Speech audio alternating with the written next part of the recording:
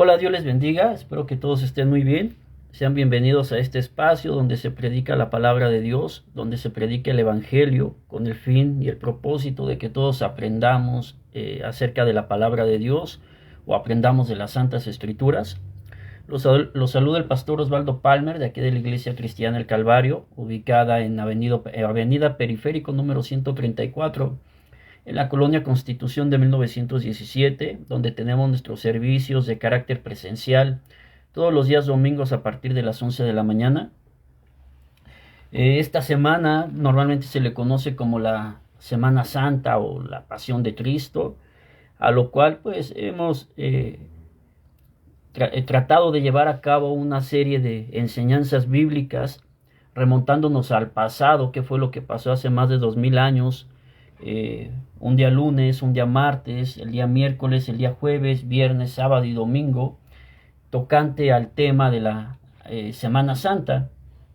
Iniciamos el día domingo de carácter presencial aquí en la iglesia, donde se llevó a cabo la predicación o la enseñanza bíblica acerca de la entrada triunfal en Jerusalén. Y el día de ayer, lunes, se subió un video por parte de nuestro hermano Valentín Espinosa hablando acerca de lo que pasó un día lunes santo hace más de 2000 años, donde pudimos aprender acerca de la purificación del templo y acerca de la maldición de la higuera estéril. El día de hoy vamos a remontarnos igual a hace más de 2000 años, a un día martes como hoy, donde sucedieron tres acontecimientos. Número uno, fue cuestionada la autoridad de Jesús. Número dos, Jesús mencionó infinidad, hubo un par de parábolas que vamos a ver el día de hoy. Y finalmente donde Jesús es ungido en Betania. Bien, primeramente vamos a abrir la Biblia en el Evangelio según San Mateo, capítulo número 21, versículo número 23. Evangelio según San Mateo, capítulo número 21, versículo número 23. Y vamos a ver, la autoridad de Jesús es cuestionada. Les leo para ustedes el versículo número 23.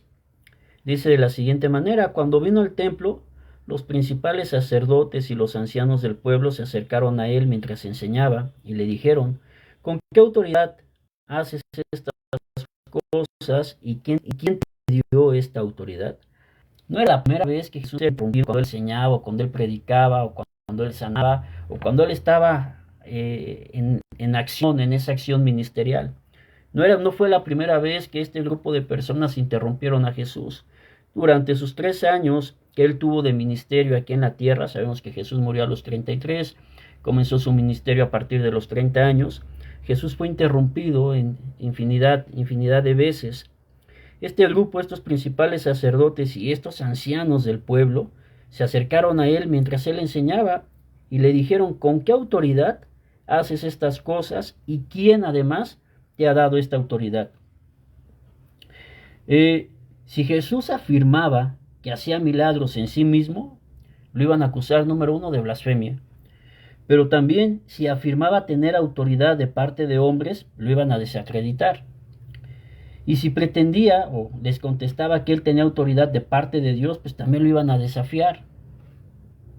Entonces Jesús accedió a contestar esta pregunta de estos principales sacerdotes y de estos ancianos del pueblo, y lo leemos en el versículo número en el versículo número 24 y versículo número 25. Fíjese bien cómo dice el versículo número 24. Respondiendo Jesús les dijo: yo también les voy a hacer una pregunta, y si me contestas, también yo os diré con qué autoridad hago estas cosas. El bautismo de Juan, ¿de dónde era? ¿Del cielo o de los hombres? Ellos entonces discutían entre sí diciendo: si decimos del cielo, nos dirá: ¿por qué pues no le creíste? Y si decimos de los hombres, tememos al pueblo, porque todos tienen a Juan por profeta. Jesús les contestó, les respondió con esta pregunta. Si bien nosotros sabemos que el ministerio de Juan el Bautista fue un ministerio de carácter divino, vino de parte de Dios, y es indudable ello. Y no era una comisión, o no fue una comisión humana la que tuvo Juan el Bautista, sino su ministerio vino de parte de Dios, era una comisión totalmente divina. Podemos también ver más adelante, a partir del versículo número 28 del Evangelio según San Mateo, capítulo número 21 en adelante, un par de parábolas que Jesús mencionó, y comenzó con la parábola de los dos hijos, la cual la leemos en el versículo número 28, donde Jesús les menciona esta parábola. Dice: pero ¿qué os parece? Un hombre tenía dos hijos, y acercándose al primero le dijo: hijo, ve hoy a trabajar en mi viña. Respondiendo él le dijo: no quiero. Pero después, arrepentido, fue. El segundo hijo, y acercándose al otro, le dijo de la misma manera, y respondiendo él dijo: sí, Señor, yo voy. Pero este no fue. ¿Qué nos enseña esta parábola? Bien, el primer hijo de esta persona rehusó ir a la viña, pero al fin y al cabo terminó yendo a la viña. El segundo hijo dijo que sí iba a ir a la viña, pero nunca fue a la viña.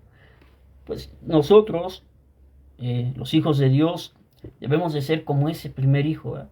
Muchas veces nos rehusamos a ir a la iglesia, nos rehusamos a ir al evangelio, nos rehusamos a orar, pero al fin y al cabo el Espíritu de Dios, el Espíritu Santo, siempre nos va a guiar a toda verdad, a todo conocimiento.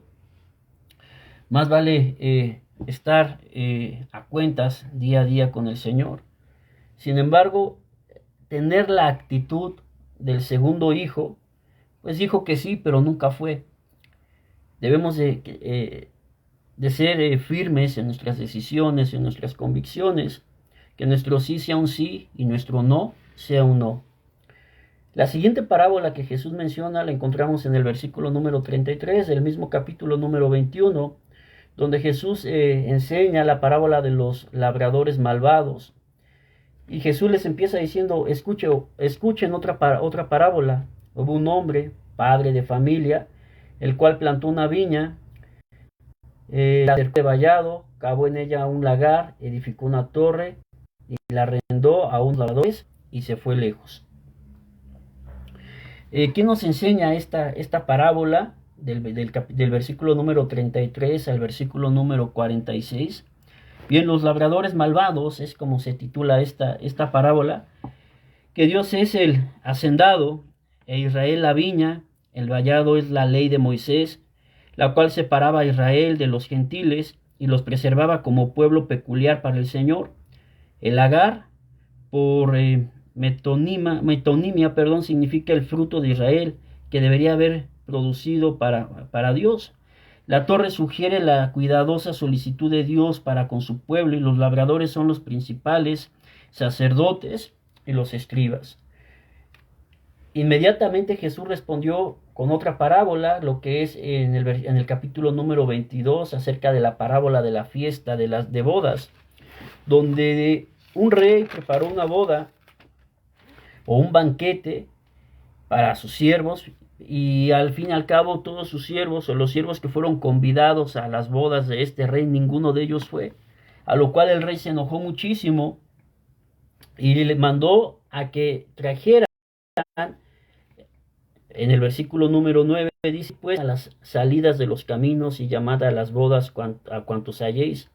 Y saliendo los siervos por los caminos, juntaron a todos los que hallaron juntamente, malos, buenos, y las bodas fueron llenas de convidados.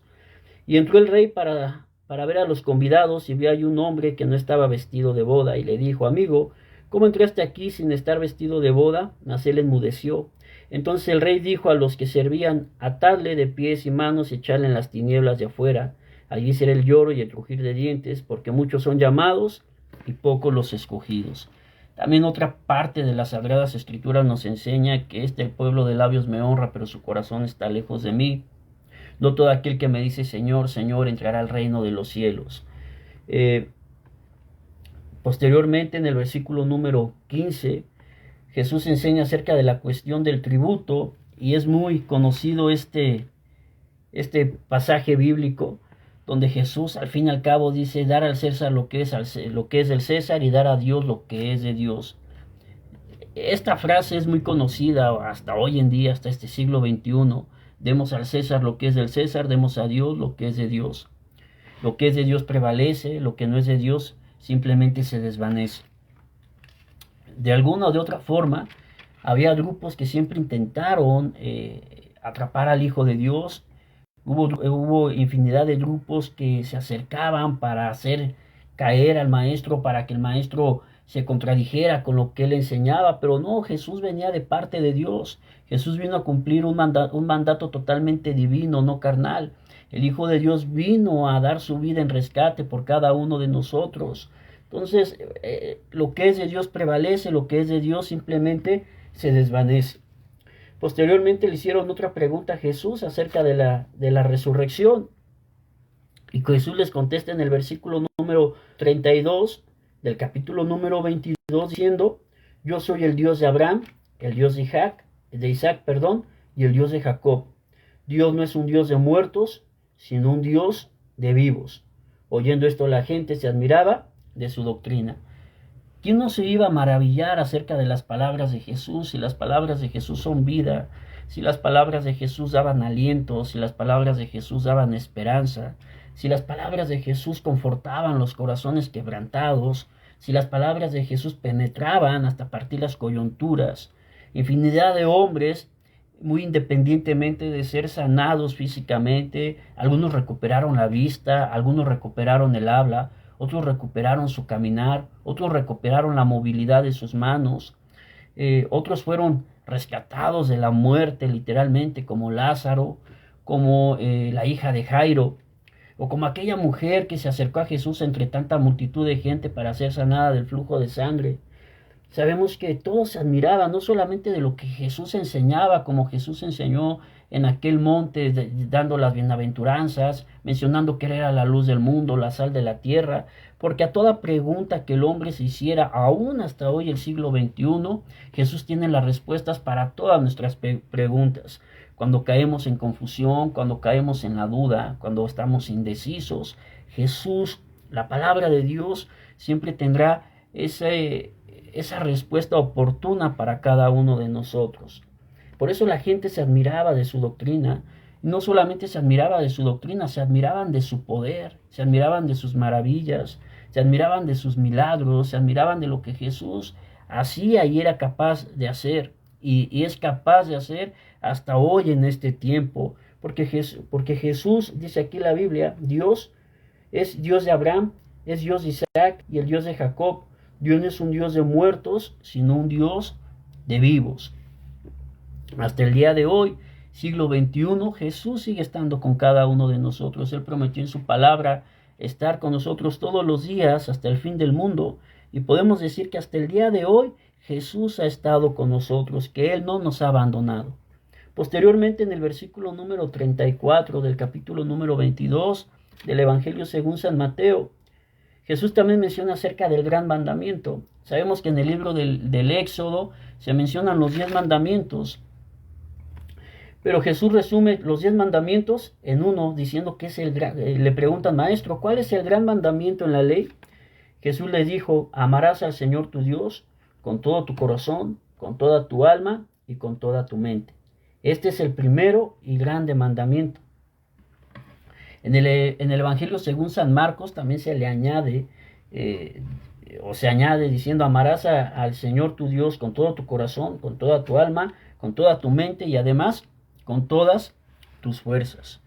Amar a Dios con toda la totalidad de nuestro ser, no por obligación, sino amar a Dios por lo que Él es en cada uno de nosotros, porque Dios es un Dios poderoso, porque Dios es un Dios grande, porque Dios es un Dios altísimo. Y aquí Jesús está resumiendo: amarás al Señor tu Dios con tu corazón, con tu alma, con tu mente, pero también con todas tus fuerzas. Y amarás al Señor tu Dios como a ti mismo. Cuánto nos amamos a nosotros mismos, de esa misma manera debemos de amar a Dios. Y en el versículo número 40 dice: de estos 2 mandamientos depende toda la ley y los profetas. Más adelante, versículo número 41 de este mismo capítulo, hay una pregunta: ¿de quién es hijo el Cristo? Y estando juntos los fariseos, Jesús les preguntó diciendo: ¿qué pensáis del Cristo? ¿De quién es hijo? Le dijeron: de David. Él les dijo: pues como David en el Espíritu le llama Señor, diciendo: Hijo diciendo, dijo el Señor a mi Señor, siéntate a mi derecha hasta que ponga a tus enemigos por estrado de tus pies. Pues si David le llama Señor, ¿cómo es su hijo? Y nadie le podía responder palabra, ni osó alguno desde aquel día preguntarle más. Jesús los dejó enmudecidos con sus palabras, como muchas veces también a nosotros nos ha dejado enmudecidos con sus enseñanzas, o quizá con su respuesta, con la sanidad y con lo que Dios ha hecho con cada uno de nosotros. Pero, ¿de quién es el Hijo? El Hijo de Dios. ¿De quién es Hijo? Ellos esperaban, recordemos que en aquellos tiempos ellos esperaban un Mesías. Ellos esperaban a alguien que viniera a liberarlos de la esclavitud o del yugo romano. Pero Jesús era el Mesías que venía a rescatar a todo el mundo de sus pecados y a perdonar el pecado, los pecados del mundo. Ciertamente que Jesús venía de la descendencia de David, pero sabemos que Jesús mismo era el Señor de David, porque Él es antes, desde mucho antes de la fundación del mundo. A lo suyo vino, mas los suyos no le recibieron. Posteriormente vemos en el capítulo número 23, cómo Jesús acusa a escribas y a fariseos y a cualquier grupo que intentaban oponerse al evangelio, a las buenas nuevas del gran gozo que Jesús traía hace más de 2000 años. Posteriormente vemos en el versículo número 37 del capítulo número 23, el lamento de Jesús sobre Jerusalén, diciendo: Jerusalén, Jerusalén, que matas a los profetas y apedreas a los que te son enviados, cuántas veces quise juntar a tus hijos, como la gallina junta a sus polluelos debajo de las alas, y no quisiste. He aquí vuestra casa os es dejada desierta, porque os digo que desde ahora no me veréis, hasta que digáis: bendito el que viene en el nombre del Señor. Posteriormente, el capítulo más leído del Evangelio según San Mateo, capítulo número 24, fue dicho hace más de 2000 años, un día martes como hoy, donde Jesús da y enseña acerca de las señales antes del fin. Únicamente da las señales antes del fin. No está diciendo Jesús que ya era el fin, o que estas señales marcaban el fin, sino que eran señales antes del fin. Y llama mucho la atención que estaba Jesús sentado en el monte de los olivos, que fue donde Jesús enseñó acerca de las señales antes del fin. Todo lo que estamos viviendo hoy en día, todo lo que está aconteciendo hasta hoy, es profecía bíblica. El apóstol Pedro, en una de sus cartas, él llegó a mencionar que tenemos la palabra profética más segura.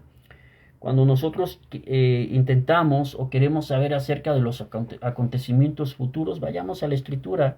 La Biblia nos va a enseñar qué es lo que va a pasar el día de mañana, o de los eventos escatológicos que están prontos a seguir. La Biblia nos los enseña. Posteriormente Jesús habla acerca de su venida, e inmediatamente después de la tribulación de aquellos días, el sol se va a oscurecer y la luna no dará su resplandor, y las estrellas caerán del cielo, y las potencias de los cielos serán conmovidas. Entonces aparecerá la señal del Hijo del Hombre en el cielo, y entonces lamentarán todas las tribus de la tierra, y verán al Hijo del Hombre viniendo sobre las nubes del cielo con poder y gran gloria.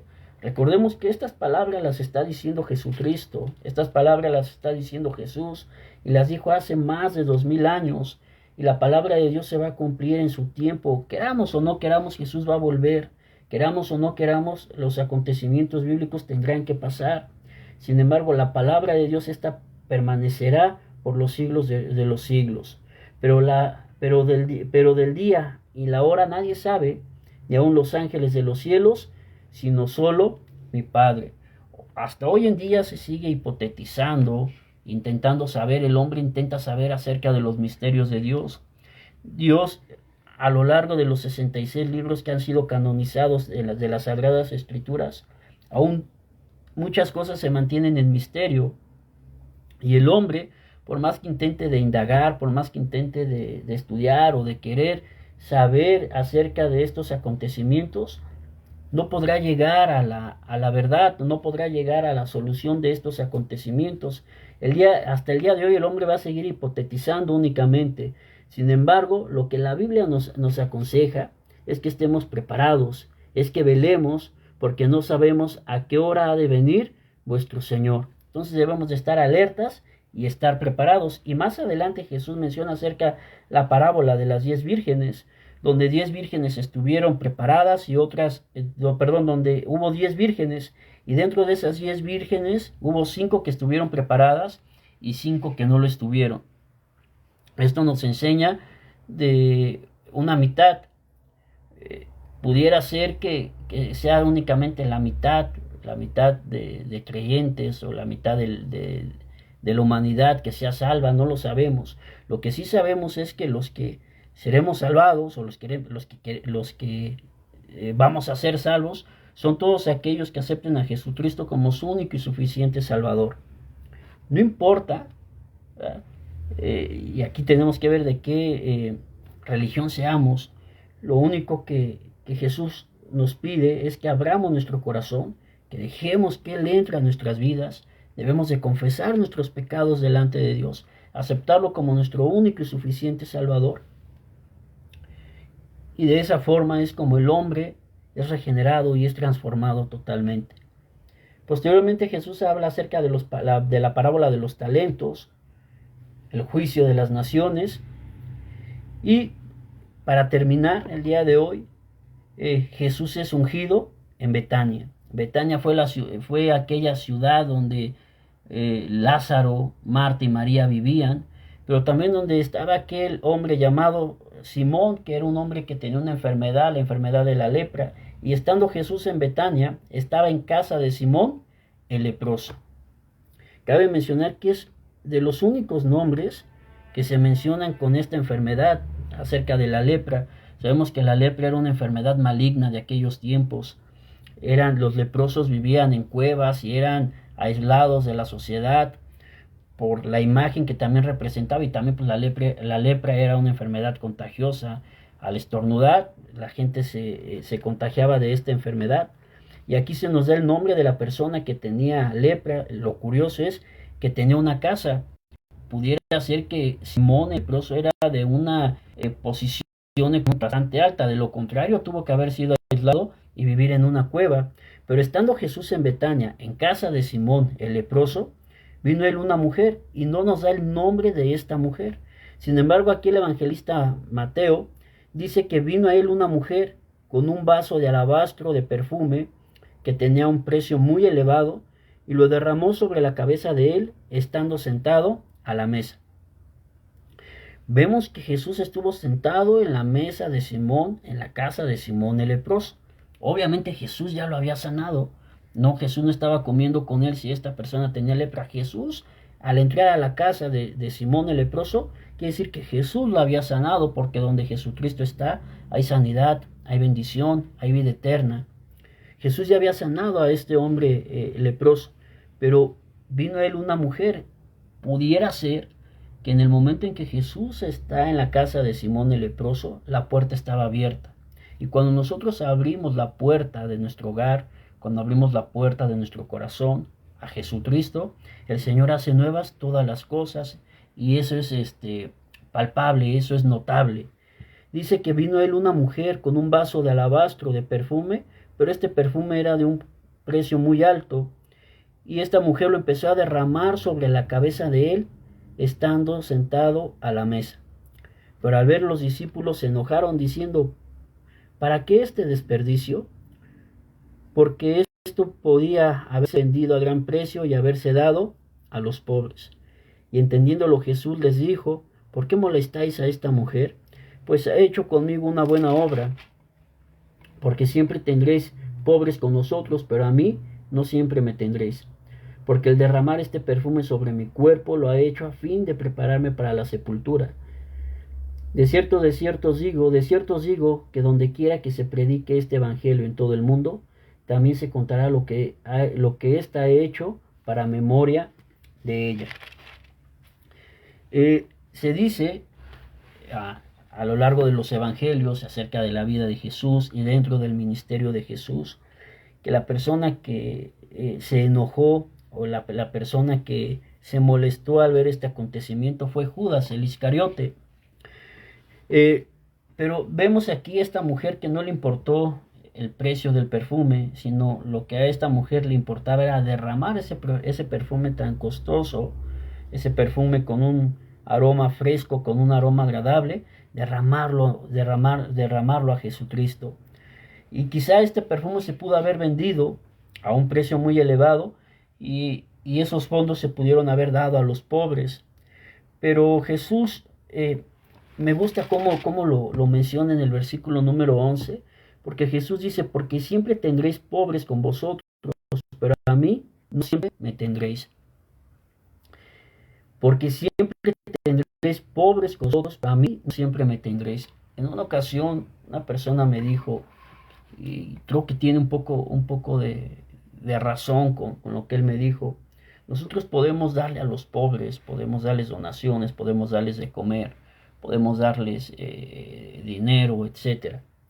Pero cuando nosotros les presentamos y les llevamos el Evangelio, entonces ellos lo van a tener todo, porque Jesucristo es la fuente de la paz, Jesucristo es la fuente de la libertad, Jesucristo es la fuente del amor, Jesucristo es la fuente de la prosperidad también, Jesucristo es la fuente de todo lo que el hombre pudiera desear. Por ello Jesús, en el último y gran día de aquella fiesta de los tabernáculos, se puso en pie diciendo, si alguno tiene sed, venga a mí y beba, y de su interior correrán ríos de agua viva. Y todos podemos acercarnos a Jesús sin importar cuál sea la condición de nuestra vida, sin importar los pecados que hayamos cometido, sin importar qué tan malos pensemos que seas. Por ello el evangelista San Juan, en una de sus cartas, él escribe, hijitos míos, estas cosas les escribo para que no pequen, pero si alguno ha pecado, abogado tenemos para con Jesucristo, abogado tenemos para con Dios, a Jesucristo, quien es fiel y justo en perdonar cada uno de nuestros pecados o de nuestras ofensas. Es decir, cuando el hombre se acerca a Jesucristo con un corazón quebrantado, triste, cuando una persona se acerca a Jesucristo en una situación indeseable para nosotros, Jesús dice que el que se acerca a mí, no le echo fuera. De hecho, os digo que donde quiera que se predique este evangelio en todo el mundo, también se contará lo que está hecho para memoria de ella. Qué gran bendición para esta mujer, la cual no se menciona el nombre, pero quedó para memoria de ella, pero no solamente para memoria de ella, sino para memoria de Jesús. Jesús inmortalizó este acto de amor. Cualquier acción de verdadera adoración llena los atrios del cielo con fragancia y queda indeleblemente registrado en la memoria del Señor. Así como esta mujer tuvo esa actitud de desprenderse y de derramar ese perfume tan caro, nosotros también debemos de desprendernos y de derramar nuestro corazón, sin importar qué tan dañado esté, a los pies de Jesucristo, a los pies de aquel que puede cambiar nuestra situación, que puede cambiar el lamento en baile, que puede cambiar la tristeza en alegría, la cautividad en libertad, la escasez en prosperidad, porque para Dios no hay nada que sea imposible. El Hijo de Dios vino a este mundo para dar su vida en rescate de cada uno de nosotros. Vino a salvar y a perdonar lo que se había perdido. Hace más de 2000 años, un día martes como hoy, sucedieron esta serie de acontecimientos. Fue cuestionada la autoridad de Jesús. Jesús mencionó infinidad de parábolas para hacernos entender el reino de Dios y su justicia, pero también para hacernos entender que así como Él iba a morir, iba a resucitar al tercer día, pronto volvería. Y lo estamos viendo, todos los acontecimientos que estamos viviendo en este tiempo, es porque se tiene que cumplir la palabra de Dios al pie de la letra. Y finalmente Jesús es ungido en Betania por esta mujer que derramó este perfume a sus pies, donde los discípulos se llegaron a molestar porque ese perfume pudo haber sido vendido y con ese dinero se pudo haber dado de comer a los pobres. Sin embargo, es una cosa absurda que los discípulos se hayan burlado, porque ellos vieron cuando Jesús alimentó a 5,000 personas y posteriormente alimentó a 4,000 únicamente con 5 panes y 2 peces. Para Dios no hay nada que sea imposible. Dios les bendiga, que sean todos bendecidos a través de la palabra de Dios. Compartan los videos y los invitamos para que sigan las transmisiones que se llevarán a cabo durante esta Semana Santa, una semana de reflexión, la cual nos puede ayudar a recordar lo que Jesús hizo hace más de 2000 años aquí en la tierra, que es palabra viva, que es palabra eficaz. Jesús vino a partir la historia en un antes y en un después, pero lo más importante es que Jesús vino a dar su vida en rescate por cada uno de nosotros. Que Dios les bendiga, sean todos bendecidos. El día viernes también tenemos actividad de una forma presencial a partir de las 3 de la tarde, el día sábado a partir de las 5 de la tarde y el día domingo a partir de las 10 de la mañana. Pueden seguir las transmisiones a través de la página, donde pueden también ver la ubicación de la iglesia, horarios, etcétera. Que el Señor les bendiga y que tengan todos un excelente día.